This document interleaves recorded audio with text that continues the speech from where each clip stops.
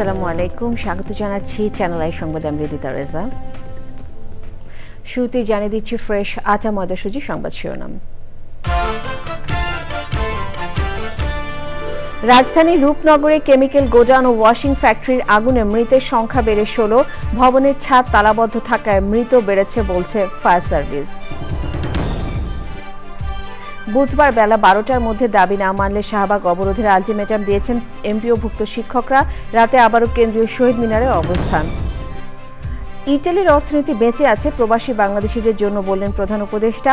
বাংলাদেশিদের ভিসার সমস্যা সমাধানে আশ্বাস। আওয়ামী লীগের ভোট নিতে জামায়াত কৌশল করছে বলে বিএনপির অভিযোগ। যারা গণভোট চাইছে তাদের মাস্টার প্ল্যান আছে কিনা প্রশ্ন। এবং বাস্তুতন্ত্র পুনরুদ্ধার ও সংরক্ষণের দাবিতে সোচ্চার হওয়ার তাগিদ।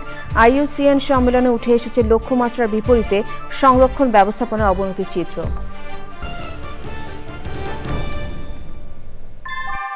ভূমিকম্প সহনীয় মোস্ট ডিউরেবল দেশের প্রথম থার্মেক্স রড সালাম স্টিল। সালাম স্টিল বোঝে ডিউরেবিলিটি। সালাম স্টিল, মোস্ট ডিউরেবল স্টিল।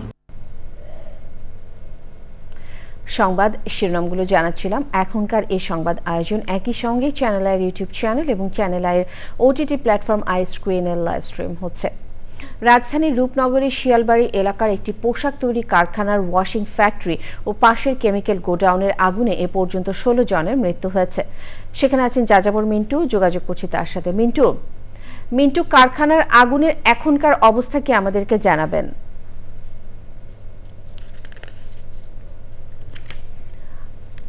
আমরা মিন্টুর সাথে যোগাযোগের চেষ্টা করছি। মিন্টু, আপনি শুনতে পাচ্ছেন? মিন্টু, কারখানার আগুনে এখনকার অবস্থা জানাবেন। আমি এখন দাঁড়িয়ে আছি fire service, civil defence, media cell, দুর্ঘটনা সংক্রান্ত যে তথ্য বোর্ড স্থাপন করেছে সেখানে আমরা দেখতে পাচ্ছি যে শাহ আলম কেমিক্যালে আগুন লেগেছিল এবং সে আগুন ছড়িয়ে গিয়ে তারপরে পরপর 3টি গার্মেন্টস ছিল। একটা হলো 2তলা গার্মেন্টস, একটা 4তলা, এবং আরেকটি ছিল 7তলা গার্মেন্টস। এখানে ফায়ার সার্ভিস খবর পেয়েছে 11:40-এ, কিন্তু আমাদের প্রত্যক্ষদর্শী জানিয়েছেন যে 10:55-র দিকে 50-এর দিকে আগুন লাগে। তারা আগুনের দেখতে পান, আগুন লাগার দৃশ্য তারা অবলোকন করেন। আর তারপরে এখানে ফায়ার সার্ভিসের যে প্রথম ইউনিটে এসেছিল 11:56, পরবর্তীতে 12টি ইউনিট এখানে কাজ করেছে এবং এ পর্যন্ত দুর্ঘটনায় নিহত সংখ্যা 16 জন। এবং এখানে হলো যারা মানে সাহায্যকারী সংস্থা হিসেবে আছে আর্মি, পুলিশ, ভলেন্টিয়ার, র্যাব এবং বিজিবি। আসলে আমরা যেটা দেখতে পাচ্ছি, যেটা আমাদেরকে 7টার সময় এখানে আমাদের মিডিয়া সেলের যে লেফটেন্যান্ট কর্নেল মোহাম্মদ তাজুল ইসলাম চৌধুরী, উনি পরিচালক ফায়ার সার্ভিস সিভিল ডিফেন্স, উনি আমাদেরকে ব্রিফিং করেছেন। উনি জানিয়েছেন যে এখন মানে ওনারা যে গার্মেন্টসের যে আগুন, সেই আগুনটা তারা নিয়ন্ত্রণে এনেছেন, কিন্তু যে কেমিক্যাল রাসায়নিক গোদাম যেটা কেমিক্যাল যে গোডাউন যেটা আছে সেখানে আগুনটা তারা নিয়ন্ত্রণ মানে আনতে পারেনি। কারণ সেখানে এখনো আমরা যেটা দেখছি এখন সেখান থেকে ধোঁয়া উঠছে, মানে সেখানে হলো যাওয়ার মতো মানে সুযোগ হচ্ছে না তাদের আর কি। কারণ হলো যে কোনো সময় যে কোনো দুর্ঘটনা ঘটতে পারে, সেখানেও তারা যেতে পারছেন না। আর এখানে হলো আপনার আমরা যে ফরেন্সিক যে আলামত সংগ্রহ করার জন্য এসেছে সিআইডি ফরেন্সিক ইউনিট এসেছে, আলামত সংগ্রহ করেছে।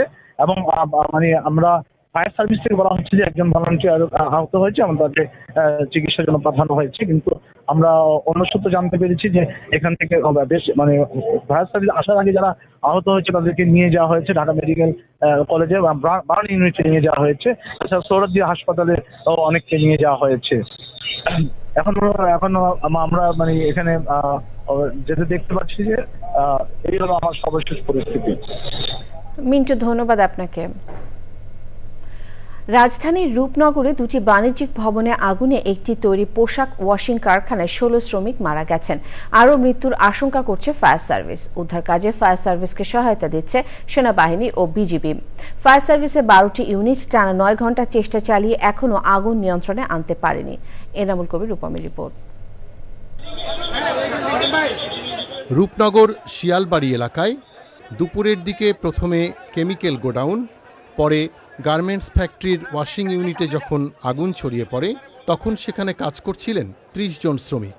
সে সময় বড় ধরনের বিস্ফোরণের শব্দ শুনে এলাকাবাসী এগিয়ে আসেন।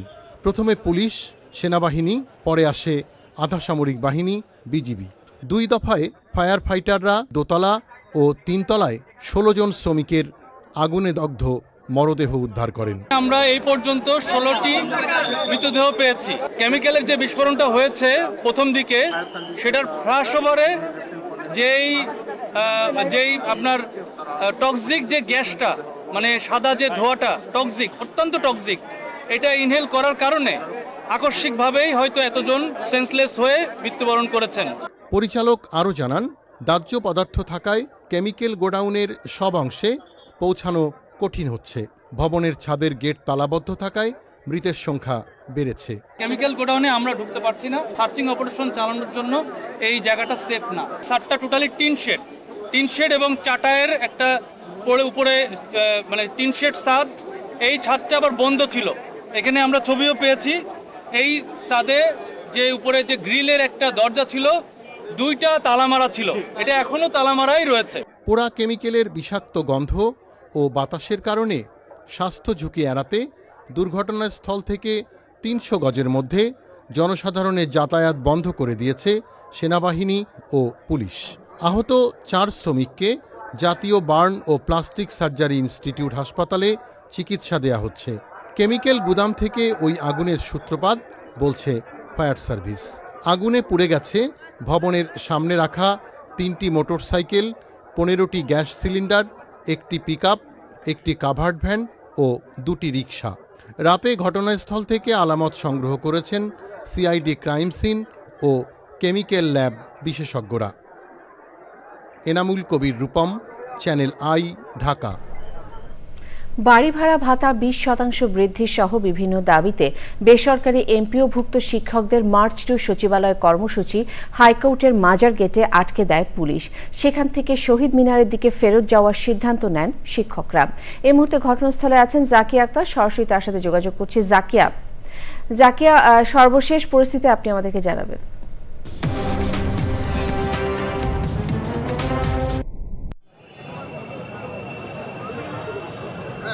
ধন্যবাদ রিদিতা। আমি এই মুহূর্তে রয়েছি কেন্দ্রীয় শহীদ মিনারে। আপনি যে দেখতে পাচ্ছেন যে এইখানে এখন যে অবস্থাটা, সেটা হচ্ছে হাইকোর্ট মাজার থেকে তারা কিছুক্ষণ আগে কেন্দ্রীয় শহীদ মিনারে চলে এসেছেন এবং এখানেই অবস্থান তারা করবেন। আপনি জানেন যে 20% বাড়ি ভাড়া সহ 3 দফা দাবিতে তারা আন্দোলন করছেন টানা 3 দিন ধরে। তো সেই আন্দোলনের যে কর্মসূচি সেটি তারা ঘোষণা করেছেন এবং যেটি জানিয়েছেন যে আগামীকাল 12টা পর্যন্ত তারা প্রশাসনকে সময় দিয়েছেন। এই সময়ের মধ্যে যদি তারা তাদের এই দাবি দাওয়াগুলো মেনে না নেন, তাহলে তারা কালকে শাহবাগ মোড় অবস্থান করবেন এবং শাহবাগ মোড় থেকে তারা তাদের দাবি নিয়ে যমুনার দিকে তারা রওনা হবেন এবং যমুনার দিকেই তারা যাবেন এবং যমুনায় গিয়েও যদি তারা তাদের দাবি আদায় না করতে পারেন, সেক্ষেত্রে তারা আমরণ কর্মসূচি ঘোষণা করবেন। তারা যেটি জানিয়েছেন যে এখানে শুধু ঢাকা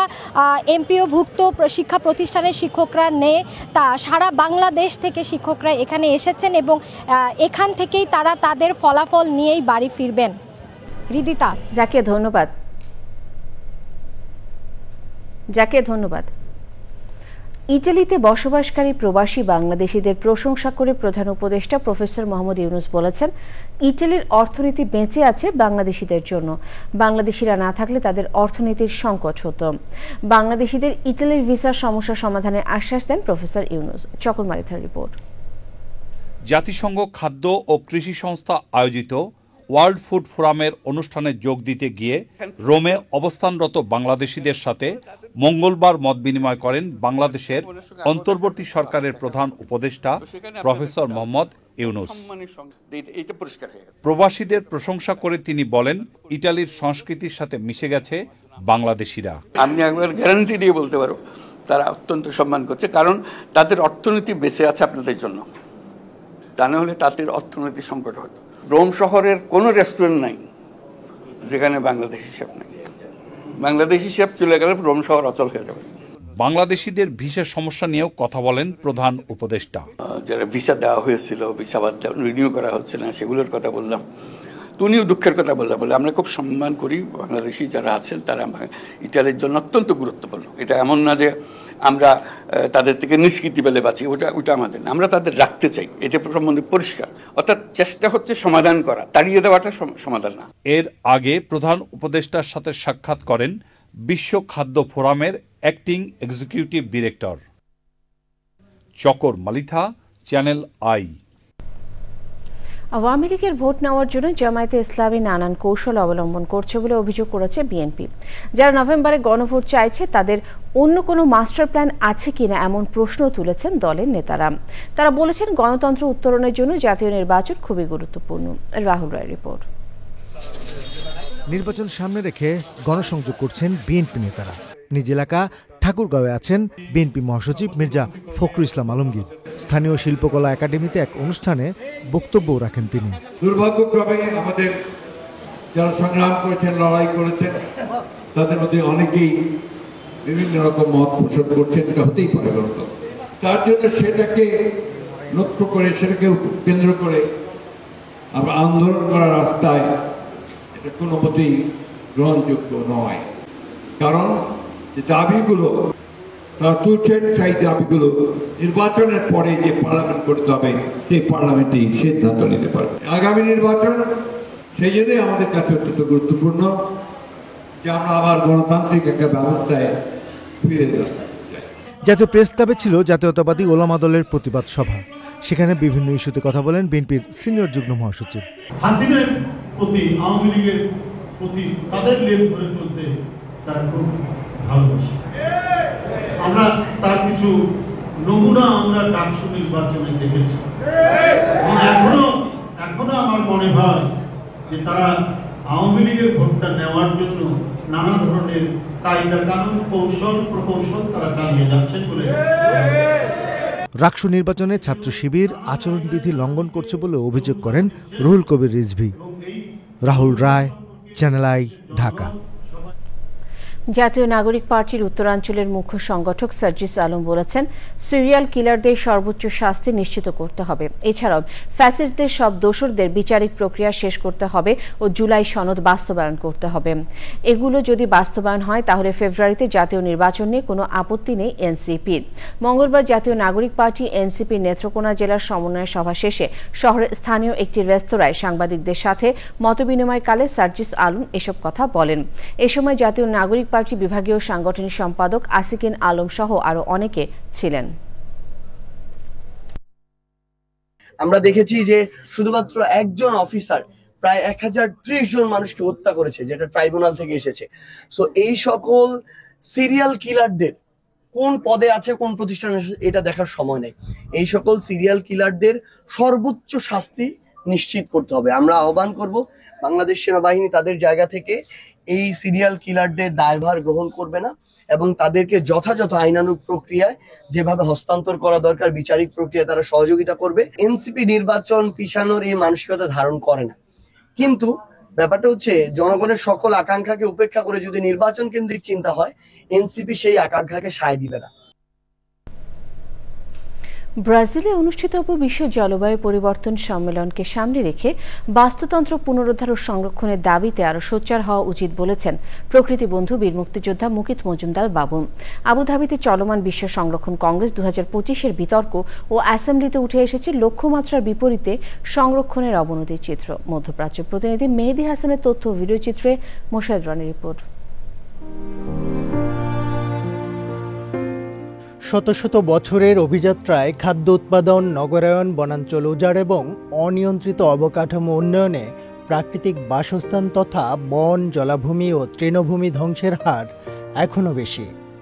নিজেদের অস্তিত্ব রক্ষায় সাম্প্রতিক বছরগুলোতে বিশ্বজুড়ে সংরক্ষণের দাবিতে বহুমুখী কর্মকাণ্ড হলেও বাস্তবতা বলছে 2010 থেকে 2015 সালের মধ্যে ধ্বংস হয়েছে 32 মিলিয়ন হেক্টর বনভূমি। এমন প্রেক্ষাপটে সংরক্ষণ ব্যবস্থায় গতি আনতে আবুধাবিতে চলমান কংগ্রেসে আন্তর্জাতিক সংরক্ষণ নীতিকে প্রভাবিত করতে রাখা হয়েছিল 40টিরও বেশি মোশন এজেন্ডা। আগামী 4 বছরে এসব বিষয়ে করণীয় নির্ধারণে চলছে বিতর্ক ও ভোট। এত ক্লেভার স্পিসিস আমরা যে আমরাই আমাদের পৃথিবীটাকে, একমাত্র প্ল্যানেটকে ধ্বংস করে দিচ্ছি। আর অনেক কিছু শেখার আছে, অনেক কিছু দেবার আছে, এবং আমি আশা করি যে তারা উন্নত দেশের ভুলগুলি যেন রিপিট না করে এবং সবকিছু নেচার বেসড সলিউশনের মাধ্যমে নেচারকে নিয়ে যেন তারা কাজ করে। বিশ্বের সংরক্ষণ কার্যক্রম জোরালোভাবে যেন বাস্তবায়ন হয় এবং সংরক্ষণ কার্যক্রমের সাথে একই সাথে যেন জলবায়ু পরিবর্তনের অভিঘাত মোকাবেলার বিষয়টিও যেন ভালোভাবে প্রতিপালিত হয় সে বিষয়েও কথা বলা হয়েছে। সুতরাং আমাদের এই বিশ্ব সংরক্ষণ কংগ্রেসের যে মূল লক্ষ্য বিশ্বব্যাপী একটি সমঝোতা আনয়ন করা। সংকট সমাধানে নিজেদের মতামত তুলে ধরছেন বিভিন্ন দেশের সরকারি প্রতিনিধির পাশাপাশি বেসরকারি সংস্থা, আদিবাসী জনগোষ্ঠী, সহযোগী সংস্থা এবং পরিবেশবাদীরা। নানা বিষয় নিয়ে আলোচনার ফাঁকে ফাঁকে কিন্তু অনেক বিষয় উঠে আসছে এবং জোর দেওয়া হচ্ছে কনজারভেশনের ব্যাপারটা, এবং কনজারভেশনে কিন্তু বিজনেস কমিউনিটিকেও এগিয়ে আসতে হবে। পাশাপাশি আমরা যা খুশি যে কোনো ধরনের গাছ লাগালাম অথবা আমরা প্ল্যান্ড ওয়েতে করলাম না, সেই ব্যাপারটিও কিন্তু উঠে এসছে আলোচনায়। এবং আমাদের এই প্ল্যানেট, আমাদের এই মানুষের যে একটা বিশাল প্রেশার পড়ছে প্ল্যানেটের উপরে, এবং তাতে গিয়ে যে আমাদের এই বায়োডাইভার্সিটি বলি, আমাদের এনভায়রনমেন্ট বলি, সবকিছু বিশেষ করে কনজারভেশনের যে ব্যাপারটি, সেখানে কিন্তু একটা বিশাল প্রেশার পড়ছে। যত এ নিয়ে কাজ হবে ততই কিন্তু আমাদের এই পৃথিবীটা ভালো থাকবে। যে বিষয়গুলো এখানে আলোচনা হয়েছে সেগুলোও কিন্তু তুলে ধরা হবে COP30-তে। আমরা ভোট দিয়ে নানা ডিসিশনকে অ্যাপ্রুভ করেছি, সেগুলো কিন্তু তুলে ধরা হবে, যেটা আমাদের জন্য, মানুষের জন্য, আমাদের সবার জন্য, পৃথিবীর জন্য একটা ভালো উদ্যোগ। IUCN রেড লিস্ট বলছে বর্তমানে 10 লাখের বেশি প্রজাতির বিলুপ্তির ঝুঁকি থাকার পাশাপাশি প্রতি বছর নতুন করে বিলুপ্তির ঝুঁকিতে পড়ছে প্রায় 10,000 প্রজাতি। Moshahid Roni, Channel I. সময় হলো বিরতি নেবার। বিরতির পর আরো সংবাদের সাথে জানিয়ে ফিরব। আবার আমন্ত্রণ আমিন জুয়েলার্স আন্তর্জাতিক সংবাদ।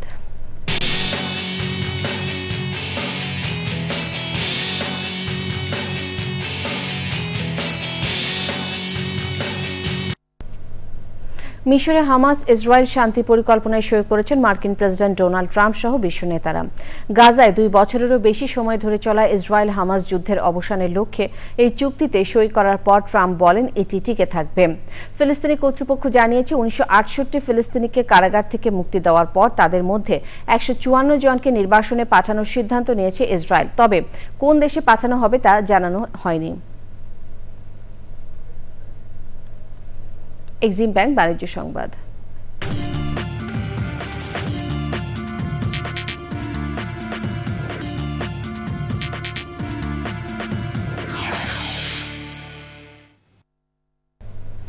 বাণিজ্য উপদেষ্টা শেখ বশিরউদ্দিন বলেছেন, ভোজ্য তেলের দাম বাণিজ্য মন্ত্রণালয় বাড়ায়নি। তেল কোম্পানির মালিকানাধীন কিছু গণমাধ্যম বাজারে অস্থিতিশীলতা তৈরি করতে এমন সংবাদ প্রচার করছে। রাজধানী বসুন্ধরা কনভেনশন সেন্টারে ফার্নিচার মেলা উদ্বোধন শেষে সাংবাদিকদের প্রশ্নের জবাবে তিনি জনগণকে এ ধরনের সংবাদ প্রত্যাখ্যান করার আহ্বান জানান। লায়লা নসরিনের রিপোর্ট। কাঁচাবাজার সহ দ্রব্যমূল্যের ঊর্ধ্বগতির কারণে জনগণের যখন নাভিশ্বাস, তখন হঠাৎ সোমবার সয়াবিন তেলের দাম বাড়ানোর সংবাদ প্রচার করে কিছু গণমাধ্যম। বলা হয়, বোতলজাত সয়াবিনের দাম লিটার প্রতি বেড়েছে 6 টাকা আর খোলা তেল 3 টাকা।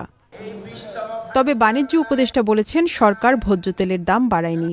তেল কোম্পানির মালিকানাধীন কিছু গণমাধ্যম বাজারে অস্থিতিশীলতা সৃষ্টির জন্য এমন খবর প্রকাশ করেছে বলে মন্তব্য করেন তিনি। বাণিজ্য মন্ত্রণালয় থেকে তেলের দাম বাড়ানো হয়নি, এটা আমি স্পষ্ট করে আপনাদেরকে মাধ্যমে দেশবাসীকে জানিয়ে দিতে চাই। আমি একেবারে সুস্পষ্ট ভাষায় বলছি, তেল কোম্পানির মালিকানাধীন কিছু মিডিয়া এই ধরনের অস্থিরতা বাজারে তৈরি করছে, আমার কাছে দেখে সাজানো মনে হচ্ছে। আমি তাদেরকে স্বনির্বন্ধ অনুরোধ করব এই ধরনের সংবেদনশীলতা তৈরি না করার জন্য। তেলের দাম বৃদ্ধি হবে কি হবে না, এটার পুরো বিশ্লেষণ বাণিজ্য মন্ত্রণালয় করে বাস্তবমুখী সিদ্ধান্ত নিবে। তেলের দাম নির্ধারণের পুরনো ফর্মুলা থেকে বেরিয়ে আসার কথা বলেন বাণিজ্য উপদেষ্টা। আমি ICMAB এবং ইনস্টিটিউট অফ চার্টার্ড অ্যাকাউন্টেন্ট ওনাদেরকে স্বতন্ত্রভাবে এটাকে বিশ্লেষণ করার জন্য দিয়েছি। এই মধ্য অবস্থায় তেলের দাম বাড়ানোর বা এই বিষয়ে সিদ্ধান্ত গ্রহণের কোনো অবকাশ নেই। এর আগে ২০তম জাতীয় ফার্নিচার মেলা উদ্বোধন করে স্থানীয় ও আন্তর্জাতিক বাজারের জন্য ফার্নিচারে নান্দনিকতা ও বৈচিত্র্য আনার আহ্বান জানান বাণিজ্য উপদেষ্টা। আমার দেশ আমার আশা, দেশীয় ফার্নিচারে সাজাবো বাসা স্লোগানে ৫ দিনের মেলায় ৪৮টি শীর্ষ ফার্নিচার কোম্পানি অংশ নিয়েছে। প্রদর্শনী চলছে ২৭৮টি স্টলে। লাইলা নওশিন, চ্যানেল আই, ঢাকা। আবারও বিরতি নিচ্ছি, ফিরে এসে যা দেখবেন। পণ্য এবং সেবার মান নিয়ে সচেতনতা তৈরিতে বিশ্বব্যাপী ৫৬তম বিশ্ব মান দিবস পালন করা হয়েছে মঙ্গলবার। সমন্বিত উদ্যোগে টেকসই উন্নত বিশ্ব বিনির্মাণ প্রতিপাদ্যে বাংলাদেশেও দিবসটি পালন করা হয়। এই বছর এসডিজি গোল ১৭ অভীষ্ট অর্জনে অংশীদারিত্ব প্রাধান্য দেওয়া হয়েছে। এর মূল উদ্দেশ্য হল উন্নত ও উন্নয়নশীল সব দেশের মধ্যে অর্থ, প্রযুক্তি, বাণিজ্য সক্ষমতা বৃদ্ধি এবং নীতিগত সুসংগঠনের মতো ৫টি প্রধান ক্ষেত্রে সহযোগিতা বাড়ানো। Bangladesh standards and testing institution বিভিন্ন কর্মসূচি গ্রহণ করে। কৃষিবিদ ইনস্টিটিউশনে আলোচনা সভা হয়েছে। প্রধান বক্তা ছিলেন শিল্প মন্ত্রণালয়ের সচিব মোহাম্মদ ওবায়দুর রহমান। ভিশন ইনিশিয়েটিভ ২০২৫-এর মাসব্যাপী কর্মসূচি উদ্বোধন করেছে কাতার চ্যারিটি বাংলাদেশ অফিস। মঙ্গলবার লায়ন্স আই ইনস্টিটিউট অ্যান্ড হাসপাতালে এই আয়োজন করা হয়। বাংলাদেশের সুবিধাবঞ্চিত জনগোষ্ঠীর জন্য বিনামূল্যে চক্ষু চিকিৎসা, অস্ত্রোপচার ও দৃষ্টিসেবার সহায়তা প্রদান করা হচ্ছে এই আয়োজনে। উদ্বোধন অনুষ্ঠানে প্রধান অতিথি ছিলেন প্রধান উপদেষ্টার কার্যালয়ের এনজিও বিষয়ক ব্যুরোর মহাপরিচালক মোহাম্মদ দাউদ মিয়া। অনুষ্ঠানে সভাপতিত্ব করেন কাতার চ্যারিটি বাংলাদেশ অফিসের কান্ট্রি ডিরেক্টর জাকারিয়া আলী আল মোতায়ের।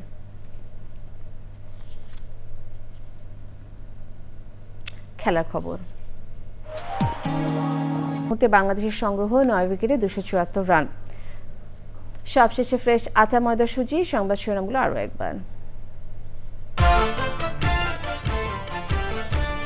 রাজধানী রূপনগরে কেমিক্যাল গোডাউন ও ওয়াশিং ফ্যাক্টরির আগুনে মৃতের সংখ্যা বেড়ে ১৬। ভবনের ছাদ তালাবন্ধ থাকায় মৃত বেড়েছে বলছে ফায়ার সার্ভিস। বুধবার বেলা ১২টার মধ্যে দাবি না মানলে শাহবাগ অবরোধের আলটিমেটাম দিয়েছেন এমপিওভুক্ত শিক্ষকরা। রাতে আবারও কেন্দ্রীয় শহীদ মিনারের অবস্থান। ইতালির অর্থনীতি বেঁচে আছে প্রবাসী বাংলাদেশিদের জন্য, বললেন প্রধান উপদেষ্টা। বাংলাদেশিদের ভিসার সমস্যা সমাধানের আশ্বাস। আওয়ামী লীগের ভোট নিতে জামায়াত কৌশল করছে বলে বিএনপির অভিযোগ। যারা গণভোট চাইছে তাদের মাস্টার প্ল্যান আছে কিনা প্রশ্ন। এবং বাস্তুতন্ত্র পুনরুদ্ধার ও সংরক্ষণের দাবিতে সোচ্চার হওয়া তাগিদ। IUCN সম্মেলনে উঠে এসেছে লক্ষ্যমাত্রার বিপরীতে সংরক্ষণ ব্যবস্থাপনায় অবনতির চিত্র।